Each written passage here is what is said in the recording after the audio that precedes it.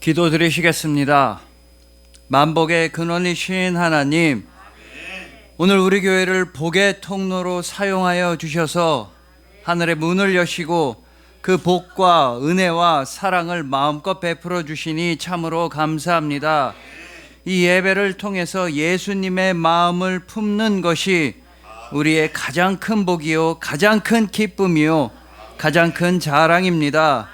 우리는 예수님을 닮은 그리스도인입니다. 한이 없는 복이시며 멈출 수 없는 소망이시며 끝이 없는 사랑이신 우리 주님 예수 그리스도의 이름으로 기도합니다. 아멘. 자, 오늘은 복을 주리라 라는 말씀으로 주님의 은혜를 함께 나누도록 하시겠습니다. 여러분, 송인수 선생님께서는 지금까지 살면서 제일 힘들고 제일 가난하고 제일 어려웠을 때가 1986년도, 그때 대학원생인데 집안이 정말로 가난했다고 합니다. 오죽 가난했으면 그 어머님이 남의 집에서 식모살이, 가정부로 들어가서 일을 하고 계셨는데 그 집에서 겨우겨우 사정해서 50만 원을 빌려서 대학원 학비를 내야 할 만큼 그렇게 가난하셨다고 합니다. 그 정도로 가난하니 당시 대학교 식당에서 파는 라면은 150원, 근데 달걀 푼 라면은 200원이었는데 그걸 사 먹을 돈이 없는 겁니다. 너무 배가 고파서 이제 기숙사 방막마다 노크를 하면서 친구들한테 돈을 빌리려고 했습니다. 근데 노크를 하는 방방마다 족족 다 문이 열리지 않는 겁니다. 어디 다 외출하고 나가 있는 겁니다. 근데 여러분도 아시겠지만 그냥 외출한 건데, 그냥 친구들, 선후배들은 그냥 외출한 건데 진짜 돈이 없고 쪼들리면 이것들이 나를 피하나? 괜히 나 돈 안 빌려주려고 150원 안 빌려주려고 다들 외출했나? 이것들은 연애도 하고 신나게 나만 빼고 잘들 노네, 막 이런 서러움과 화가 막 솟구쳐 오르셨습니다.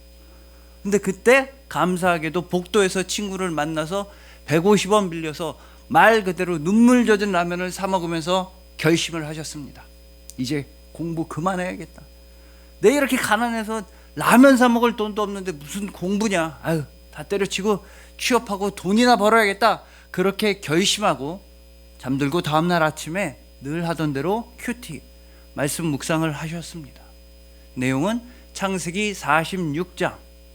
하나님께서 이제 야곱한테, 아들 요셉이 있다고 하는 그 애굽으로 내려가는 야곱한테 하나님이 말씀하시는 겁니다. 내가 너와 함께 하겠다. 야곱아, 두려워하지 말아라.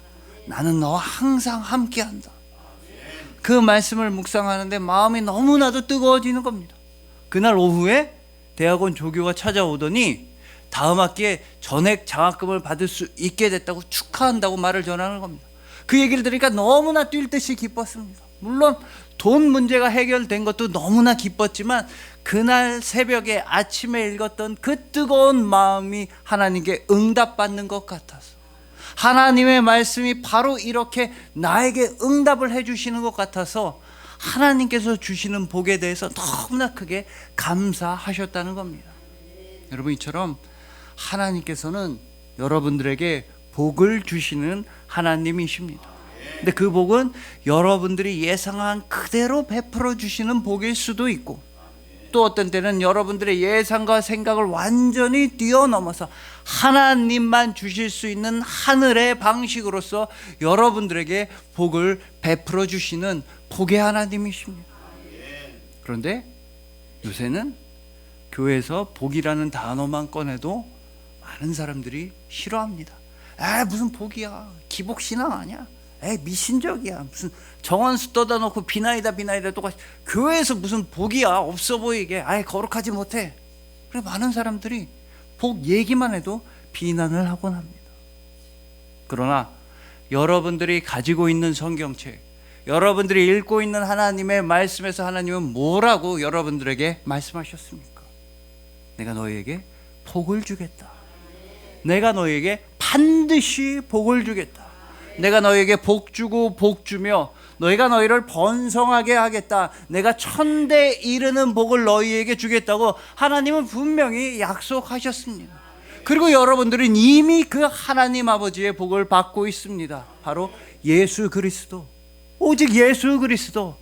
하나님 아버지께서 여러분들에게 무한하게 베풀어 주시는 그 하나님의 복의 정체와 복의 진실과 복의 전부와 복의 근원과 복의 모든 것은 바로 예수 그리스도, 예수 그리스도를 통해서 주시는 구원과 평강과 회복과 치유, 이 모든 것 바로 예수 그리스도야말로 하나님 아버지께서 여러분들에게 주신 복 중에 복이십니다. 예수님은 여러분들을 향해 직진하시는 복의 하나님이십니다. 바로 오늘 본문에서도 하나님께서는 내가 너희에게 복을 주리라, 복을 주리라 말씀하고 계십니다. 어떻게 복을 주시느냐 하면, 제사장들이 이렇게 축복의 기도를 잘 하면, 제사장들이 축도를 잘 하면 내가 너에게 복을 주겠다고 말씀하십니다. 그리고 영원하신 제사장, 그 직분이 절대로 갈리지 아니하시는 흠이 없는 영원하신 대제사장 예수 그리스도의 십자가 기도로 말미암아 우리가 부활의 복을 받았습니다. 구원의 복을 받았습니다. 평안의 복을 받았습니다. 감사하는 예배가 오늘 예배입니다. 예수 그리스도의 이름을 선포하는 예배가 오늘 예배이며, 예수 그리스도의 이름으로 서로 사랑하는 예배가 바로 오늘 예배인 것입니다. 그래서 오늘 본문 말씀을 통해서 서로가 서로에게 주님의 이름으로 축복의 기도를 해줌으로써 서로가 서로에게 복의 통로가 되어주는 우리 모두가 되기를 소망해 봅니다. 복 중에 복이시며 은혜 위에 은혜이신 우리 주님 예수 그리스도의 사랑, 예수님의 사랑이라는 완전한 복을 받으신 여러분들을 주님의 이름으로 축복합니다.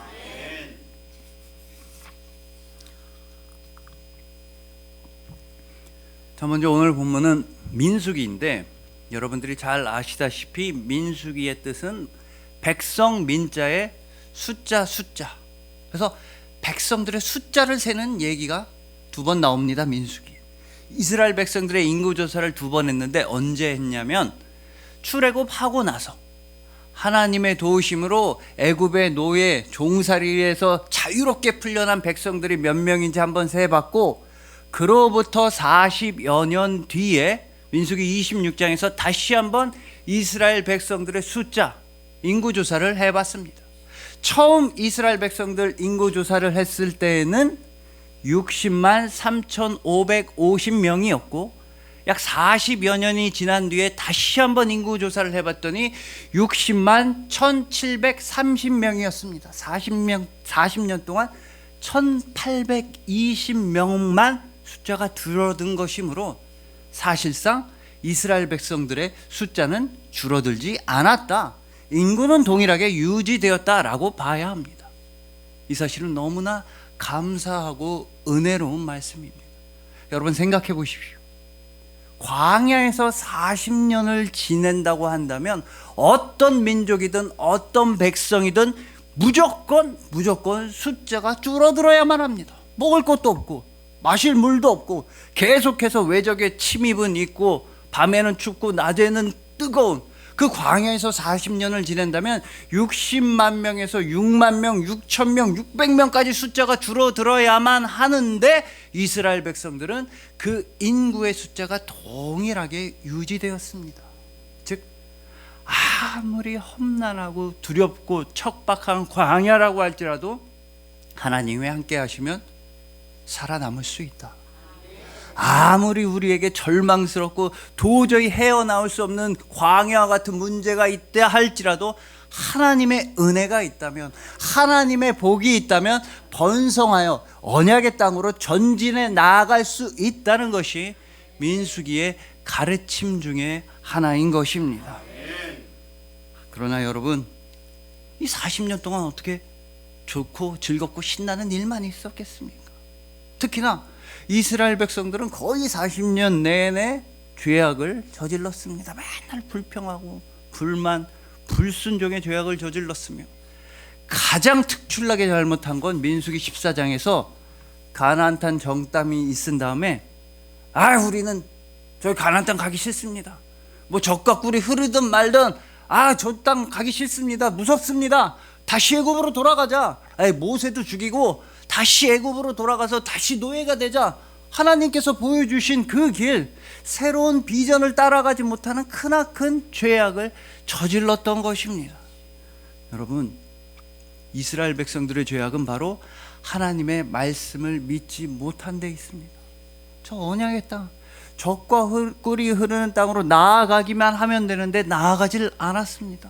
하나님이 보여주신 새로운 비전을 믿지 아니하였고, 하나님께서 제시하여 주신 새로운 길을 믿지 아니하였고, 하나님께서 허락하신 새로운 땅을 전혀 들어가기 싫다고, 다시 노예가 되고 싶다고, 다시 종이 되고 싶다고, 다시 애굽에서 고생만 하고 싶다고, 그런 불순종의 죄악을 저질렀던 것입니다. 여러분, 마찬가지로 우리도 하나님께서 보여주신 비전, 그 하나님께서 보여주신 새로운 길을 따라 담대하게 나아가는 믿음이 있어야만 합니다.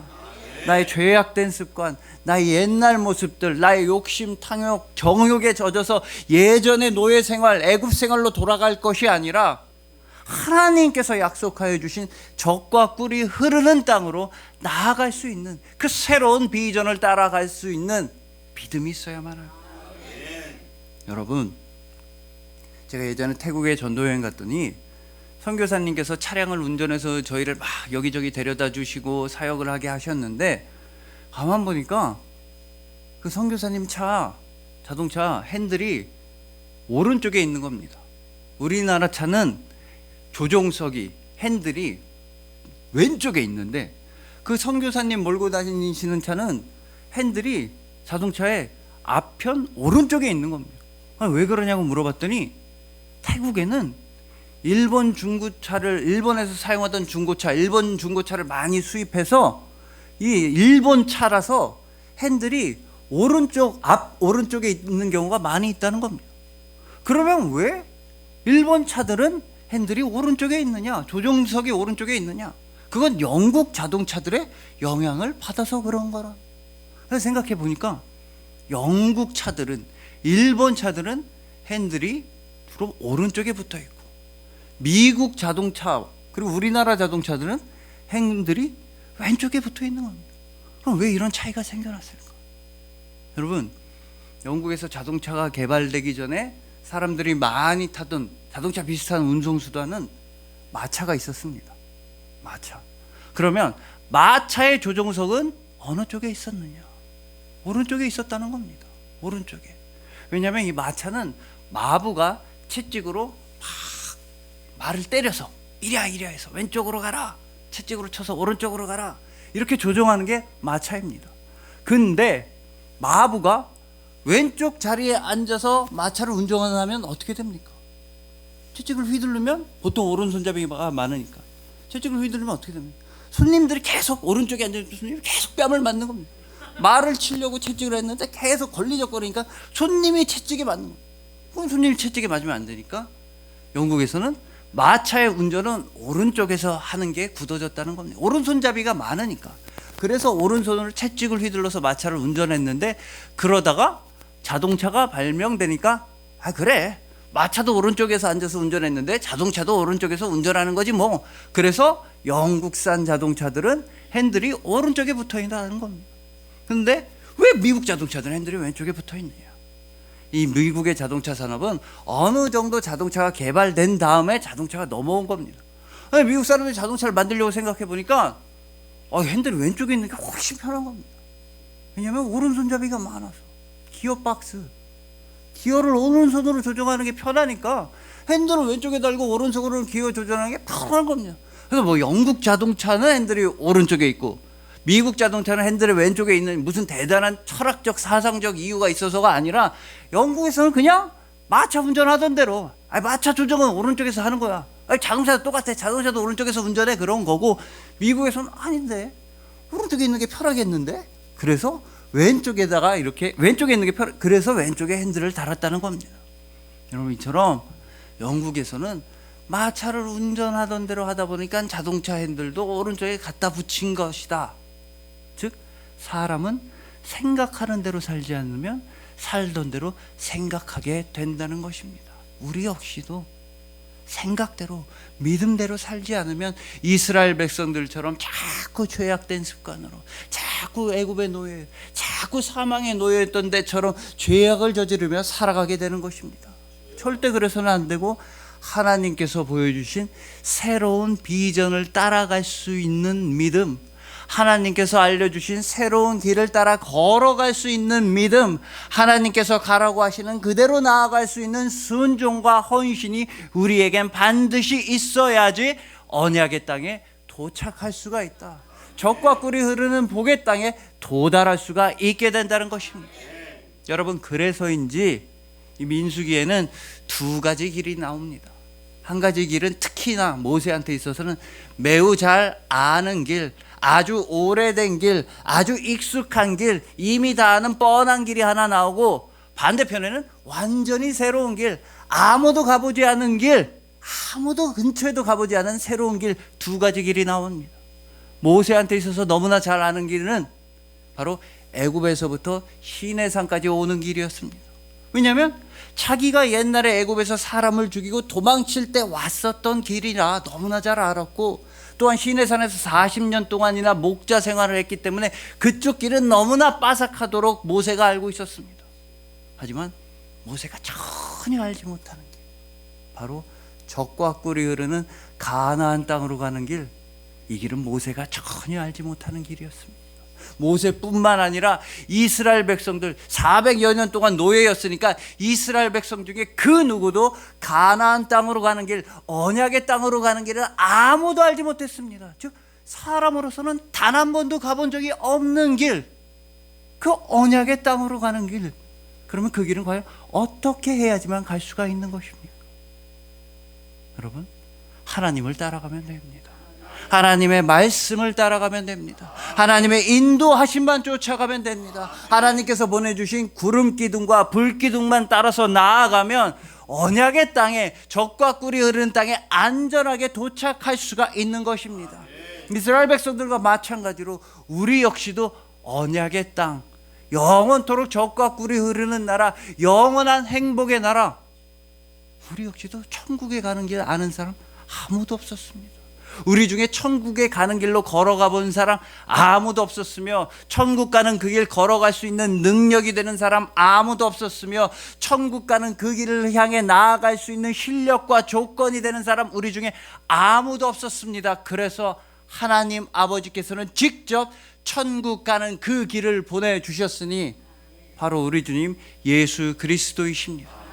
예수님만이 여러분들의 하늘 가는 밝은 길이 되어주시고, 여러분들의 영원한 길이요 진리요 생명이 되어주셨으며, 예수 그리스도야말로 하나님 아버지의 구름기둥이요 불기둥인 것입니다. 그러니 그 예수님만 따라간다면, 예수님 안에만 머물러 있으면 여러분들은 영원토록 안전하게 보호를 받으면서, 영원토록 지켜짐을 받으면서 여러분 천국 가는 그 길 향해 당당하게 나아가는 복된 사람이 될 수가 있는 것입니다. 그러니 부디 지금까지 과거에 내가 의지하던 힘들, 과거에 내가 의지하던 모든 것들은 다 내려놓으시고 하나님께서 보여주신 새로운 비전을 향해 담대하게 나아가시길 소망합니다. 내가 가지고 있던 것들이 아니라 말씀에 참여함으로써, 예배에 참여함으로써, 더욱더 기도함으로써 하나님의 구름기둥과 불기둥의 보호하심을 받으시길 소망하는 것입니다. 우리로서는 절대로 갈 수 없었던 그 길, 아무도 가본 적이 없었던 그 길, 예수님께서 직접 천국 가는 길이 되어주신 여러분들을 주님의 이름으로 축복합니다.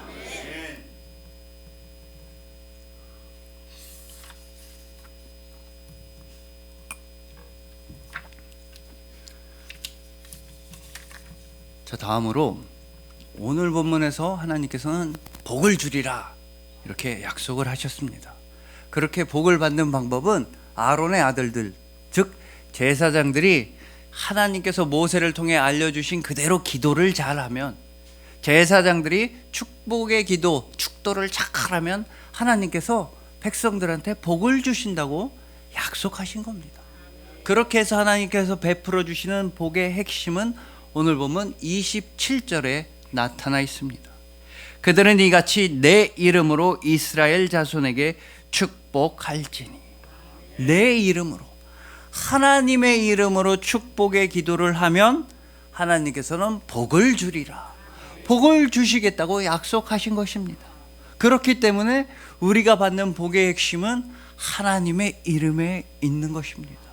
오직 하나님의 이름을 더욱더 높이 우리 삶 가운데 세우는 것, 하나님의 이름을 널리 많은 사람들에게 최대한 전하는 것, 내 삶의 뿌리에 하나님의 이름을 심는 것, 오직 하나님의 이름의 근거에서만 살아가는 것이야말로 우리가 받을 수 있는 최고의 복이란 말씀입니다.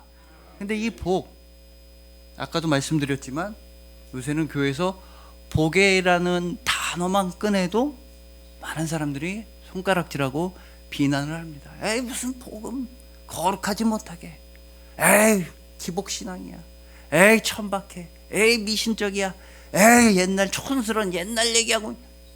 자, 그러면 이런 현상이 벌어진 이유에 대해 알기 위해선 우리는 우리나라 역사와 우리나라의 기독교의 역사에 대해 조금 알아야 합니다. 여러분, 보통 우리의 역사는 얼마나 오래됐다고 합니까? 보통 반만년이라고 합니다. 반만년. 그런데 그 반만년을 살아오면서 우리가 배가 안 고픈 적, 하루에 막 삼시세끼 먹을 걱정 안 하게 된 적은 최근 한 30년밖에 안 됩니다. 길게 봐봤자 40년. 그러니까 반만년 중에 30년 정도 빼놓고는 맨날 배고프고 힘들고 가난하게 살았습니다. 특히나 일제강점기를 거치고 또한 6.25 전쟁을 거치면서 우리나라는 정말로 배고프고 가난하고 힘들었습니다. 그때 큰 위로와 소망이 되어준 게 한국 기독교, 한국 교회들이며, 그렇게 힘들고 가난했었던 우리에게 하나님께서는 은혜와 복을 내려주신 겁니다. 근데 여러분 생각해 보십시오.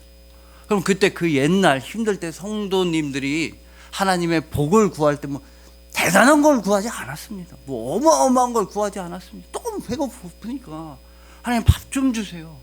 밥 달라고. 배가 고프니까. 자식들이 아프니까 아프지 않게 해주세요. 내 자식들 좀, 내 새끼들 좀 고쳐. 이런 기도한 겁니다. 그때 당시 성도들이 막 대단한 복을, 막 어마어마한 복을 막 욕망해서 뭐 하나님 뭐 국무총리 되게 해주세요. 뭐 국회의원 되게 해주세요. 그런 복을 바란 거 아닙니다. 하나님, 우리 가족이 뭐 재벌 총수 가족, 그땐 재벌도 없는데 뭔 재벌 총수 그런 기도 없어. 너무 배고프니까 밥 좀 주세요. 오늘 먹을 밥, 주기도문에 나오는 그대로 일용할 양식을 구하는 기도. 아프니까, 자식들이 아프니까 자식들 좀 낫게 해주세요. 그 기도한 겁니다. 그 복을 구한 겁니다. 근데 물론 그러다 보니까 너무 복 하다 보니까 문제점들이 생기긴 했습니다. 하나님은 뒷전으로 밀려나고 하나님께서 주시는 복만 바라보는 기복신앙적인 모습이 생기기도 했습니다.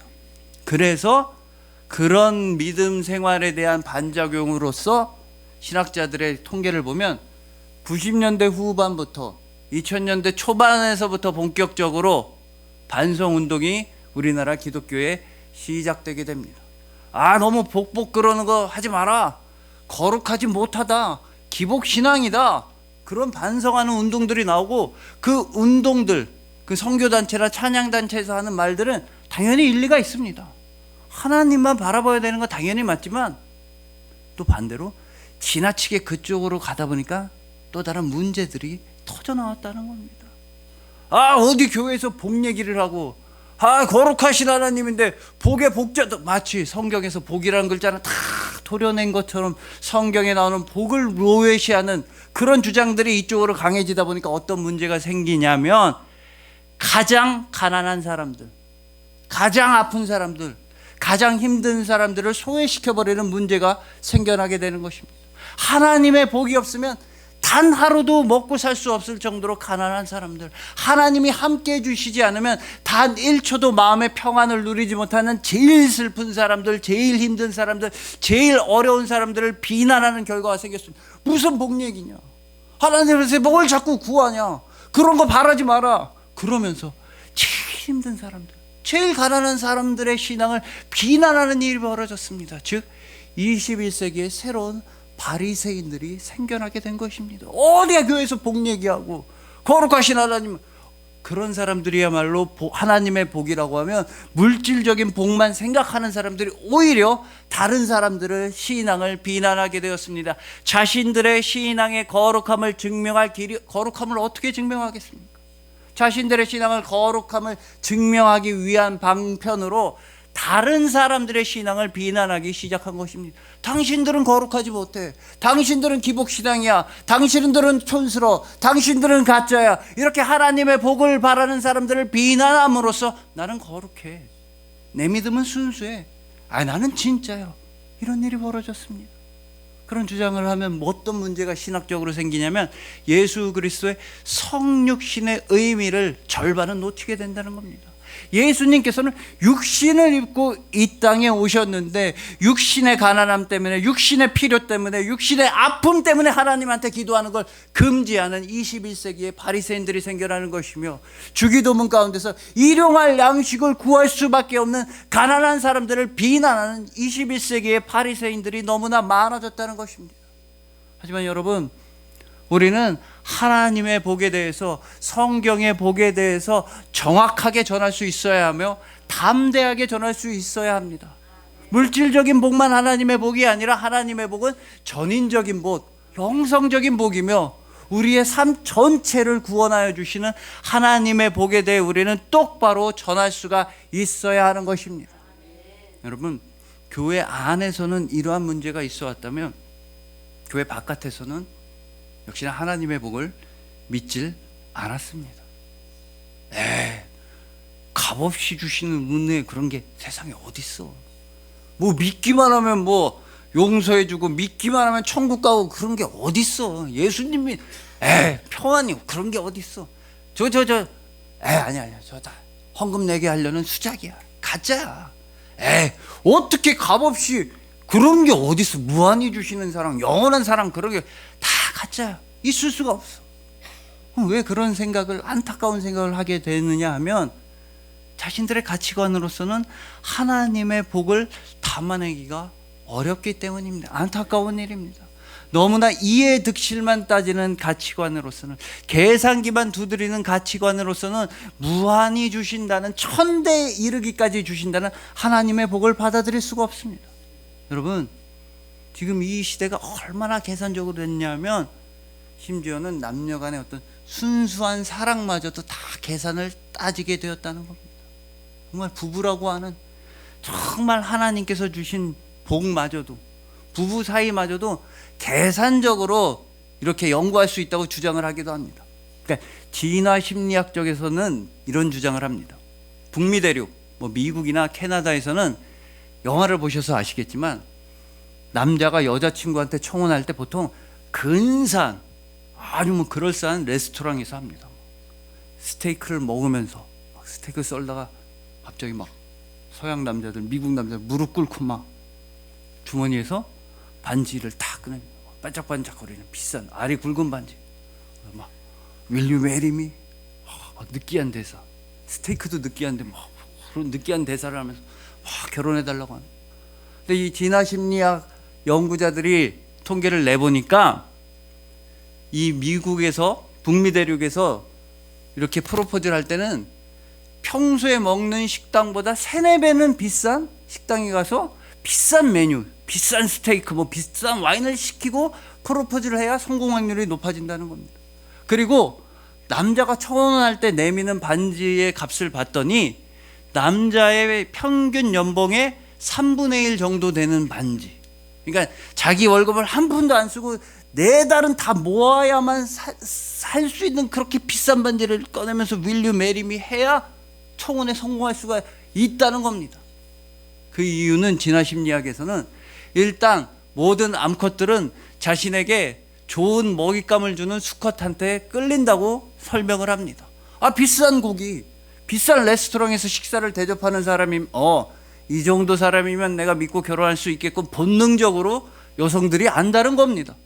그리고 그렇게 비싼 반지를 사는 이유도 월 연봉의 3분의 1 정도 되는 반지를 나한테 투자했으면 이 수컷은 도망가진 않겠구나. 도망가봤자 자기가 손해니까.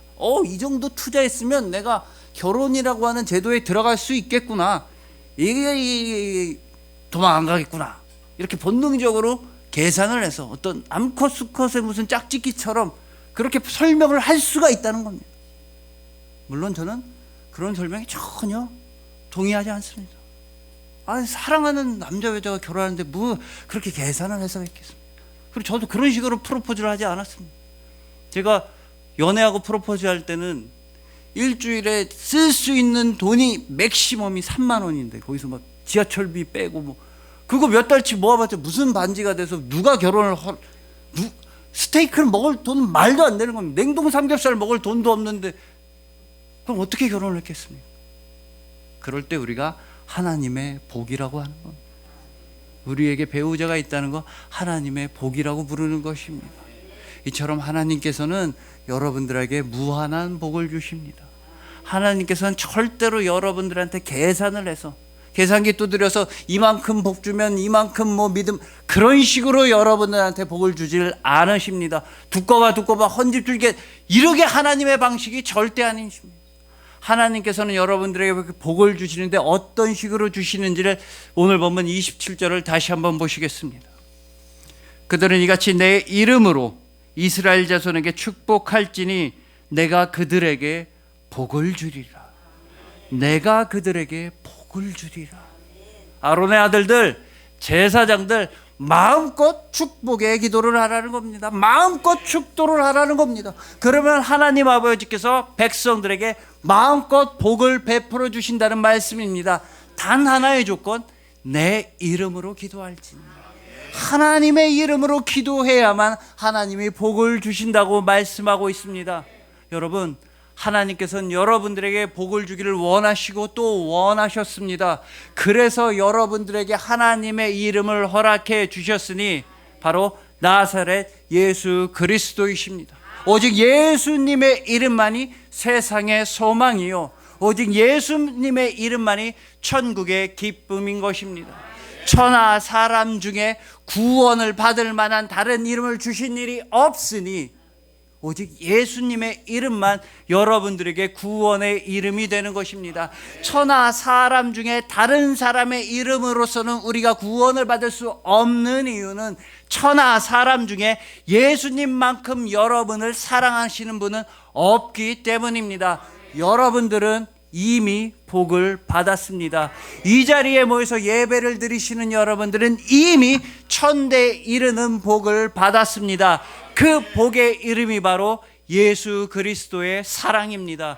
여러분들은 예수님의 사랑이라고 하는 무한하고도 완전한 복을 이미 받으신 것입니다. 그리하여 우리로서는 가본 적이 없었던 그 길, 영원한 언약의 나라에 들어가는 그 길, 예수님께서 직접 그 길, 천국 가는 밝은 길이 되어주신 여러분들, 예수 그리스도의 이름을 감사함으로 누리고 예수 그리스도의 이름을 믿음으로 선포하고 예수 그리스도의 이름을 담대함으로 붙잡고 나아가시는 여러분들, 복 중에 복이시며 은혜 위에 은혜이신 예수 그리스도의 사랑, 예수님의 사랑이라는 완전한 복을 받으신 여러분들을 진심으로 사랑하고 축복합니다.